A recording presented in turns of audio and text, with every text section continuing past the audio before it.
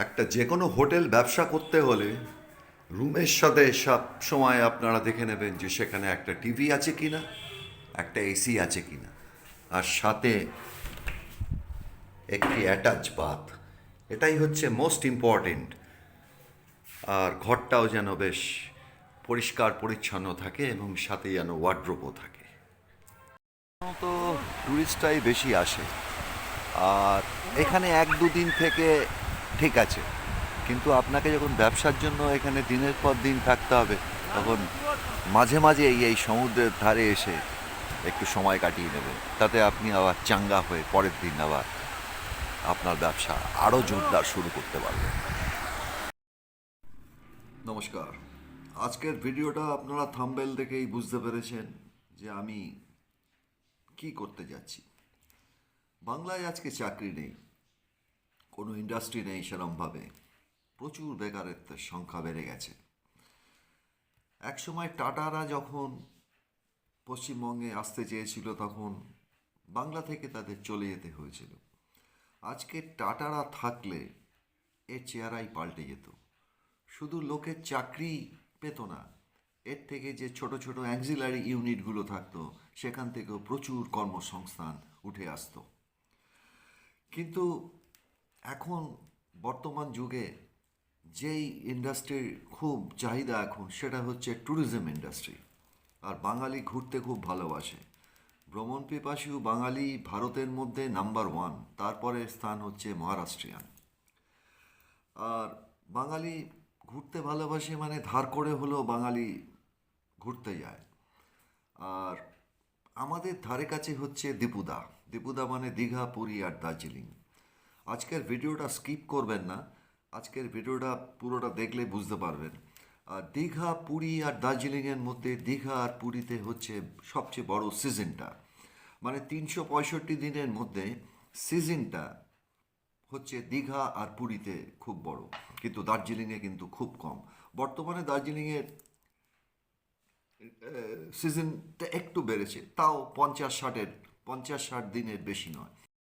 আর এই বেকারত্ব কাটাতে আপনারা দীঘা ব্যবসা, হোটেল ব্যবসা করতেই পারেন। তবে হোটেল ব্যবসা করতে গেলে প্রচুর পুঁজি লাগে। আর হোটেল যখন আপনারা লিজ নেবেন, বা হোটেলের ধরুন দুটো রুম নিয়েই প্রথমে আপনি ধরুন শুরু করবেন, সেখানে কিন্তু আপনারা কোনো ব্যাংক ফাইন্যান্স পাবেন না, সেটা আপনাদের নিজেদের পকেট থেকেই করতে হবে।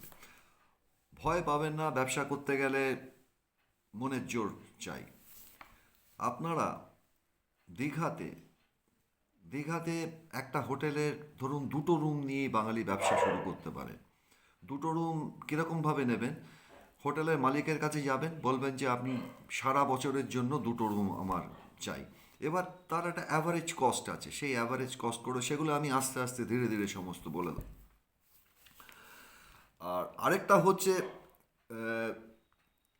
এই যে আপনারা যে দেখেন যে হোটেলে, অনেক হোটেল আছে এরকম যে হলিডে হোম ওরা ভাড়া দেয়, সেখানে মালিকরা হলিডে হোমটাকে একটা ওদের সেফ প্যাসেজ মনে করে। যেরকম হোটেল কোনো সময় অফ সিজনে যখন চলে না, তখন কিন্তু হলিডে হোম তাকে পয়সা দিয়ে যায়।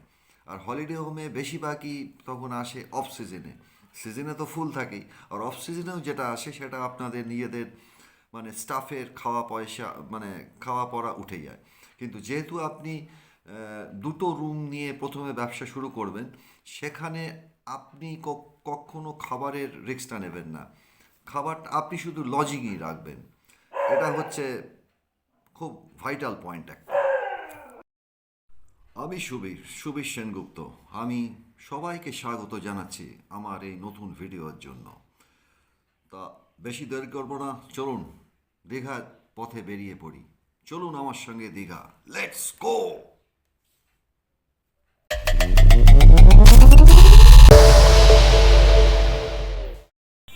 আর দীঘাতে থাকতে হলে আপনার এই রকম অটো স্ট্যান্ড, আর এই সামনেই উল্টো দিকেই হচ্ছে আপনার স্টেশনটা, আর সামনেই বাস স্ট্যান্ড আছে। এই রকম জায়গায় থাকলেই আপনার এই যে আপনার অটোওয়ালাদেরও আপনারা বলে রাখতে পারবেন যে আপনার এরকম রুম আছে। আর সেটা ওদের একটা কমিশন দিয়ে দেবেন, তাতে কি আছে। আর সকালে যারা পেপার ডিস্ট্রিবিউট করে তাদেরও আপনারা একটু লিফলেট করে দিই, যদি এটা করে দেন সেটার থেকে অনেক সহায়তা পাবেন, এটা আমি বলে দিলাম। আর যত রিক্সা আছে এবং ট্রেকার আছে, অটো আছে, এইসব ড্রাইভারদেরও বলে রাখবেন, তারাই আপনাকে আপনার রুমে লোক নিয়ে চলে আসবে। আর দোকানদার যা আছে এখানে তাদের একটু বলে রাখবেন যে অনেক সময় তো দোকানে এসে খবর নেয়, আপনার ফোন নাম্বারটা এটাকে এখানে খুব ভাইটাল, ফোন নাম্বারটা ছড়িয়ে দেবেন। সময় টার্গেট করবেন যে আপনার কোনো বাস আড্ডা বা স্টেশনের সামনে, যাতে আপনি আপনার হোটেলের জন্য আপনার যে রুমটার কথা বলেছিলেন সেরকম নিতে পারেন। আর এই সামনে অটো আছে যেরকম বলেছিলাম, এদেরও আপনারা একটু বলে রাখবেন, এরাই দেখবেন নিয়ে আসবে। আর সঙ্গে টেলিফোন তো থাকবেই। আর কলকাতায় আপনি যদি থাকেন তাহলে কলকাতায়ও যত পেপার আলা আছে তাদের একটুখানি আপনারা ওই আপনার লোকেশন এবং টেলিফোন নাম্বারটা দিয়ে দেবেন, এতে নিশ্চয়ই কাজ হবে। হ্যাঁ, দীঘার যেই হোটেল এখন ওই রুম নিয়ে যে ব্যবসা করছে আমার যে পরিচিত ছেলেটা, সেই হোটেলের একটা, ও এখানে দুটো রুম নিয়েছে, একটা রুমই দেখাচ্ছি কেন, আরেকটা রুম অকুপাইড। এটাও যদিও অকুপাইড, তাও একটু বাইরে গেছে, একটু পারমিশন নিয়ে করেছি।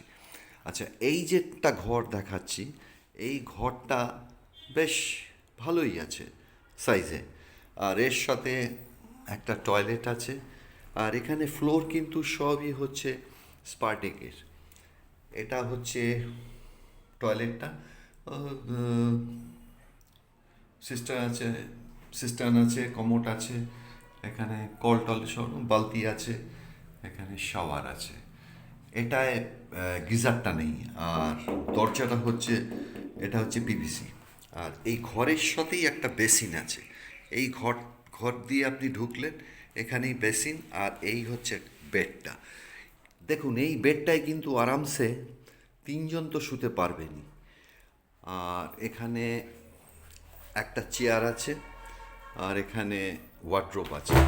ওয়ার্ড্রোবেও আপনারা প্রচুর জিনিস রাখতে পারবেন। আর এখানে একটা হ্যাঙ্গার আছে, আর চেয়ারটা তো বললাম। আর এখানে ওই কম্বল টম্বল সব আছে এখানে। ওই আপনার মাথার বালিশ আছে। এখানে আরেকটা ওয়ার্ড্রোব আছে, এটার সাথেও একটা ভেতরে ওই এক্সট্রা বালিশ ঠালিশ যেগুলো থাকে সেগুলোও আছে। আর এটার সাথে একটা টিভি আছে। আর এখানে একটা মিরারও আছে, মিরারটাও বেশ বড়। আর ওপরে একটা এসি আছে। এবার প্রশ্ন হচ্ছে আপনারা এসিওয়ালা রুম নেবেন না এসি ছাড়া। তবে আমার মনে হচ্ছে যে করছে সে কিন্তু এসিটা শীতকালে কেটে দিচ্ছে, শীতকালে তো দরকার হচ্ছে না, আর গরমকালে তো এসিটা খুবই দরকার। আর এর ভাড়া তখন নিচ্ছে ওই আপনার, এখানে সিজন অফ সিজন তো যেহেতু দুটোই আছে। আর দীঘাতে সবচেয়ে অ্যাডভান্টেজ হচ্ছে এখানে সিজনটা অনেক বড়।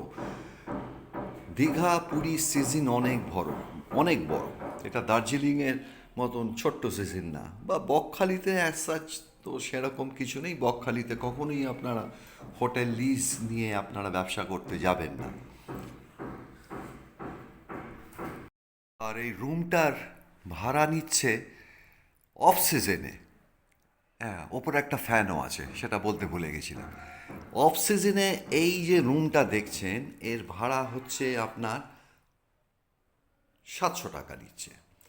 এটা বেশ বড়ই, আর একদম বড় রাস্তার ওপরেই। আর এখানে সামনেই সমুদ্র, হাঁটা পথে 2 মিনিট। আর এটা সিজন টাইমে তো এর রেট প্রচুর বেড়ে যায়। আর গরমকালে এসি যেহেতু আছে, সেটা 1200-1300 টাকাও হয়ে যায়। এইবারে আপনারা বুঝতে পারছেন তো যে অ্যাভারেজ করতে হবে, আমি সেটা বলে দেবো আপনাদের। আচ্ছা, এবার আমি ভিডিওটার কনক্লুশনে আসবো। আপনি ব্যবসাটা কীভাবে করবেন? প্রথমে আপনি একটা হোটেলে দুটো রুম নিয়ে বিজনেস স্টার্ট করুন, মানে দুটো রুম লিজে নিন। আপনার তো টাকা নেই, আপনি ব্যাংক লোনও পাবেন না, তাহলে আপনি পুরো হোটেলটা তো নিতে পারছেন না। তা দুটো রুম এরকমভাবে নিন যেটা 300 থেকে 350-র মধ্যে পার পার ডে রুম, মানে লজিং টাইপের, সেরকম যাতে হয়। তাহলে আপনার টোটাল খরচ হচ্ছে ডেইলি দুটো রুম নিলে 600 টাকা অ্যাভারেজ আপনি যে লিজ দেবেন মানে মালিককে। তাহলে 600 টাকার জন্য 600 টাকা হচ্ছে আপনার ডেইলি। এবার এটা 2 মাসে আপনার খরচ হয়ে যাবে 36,000।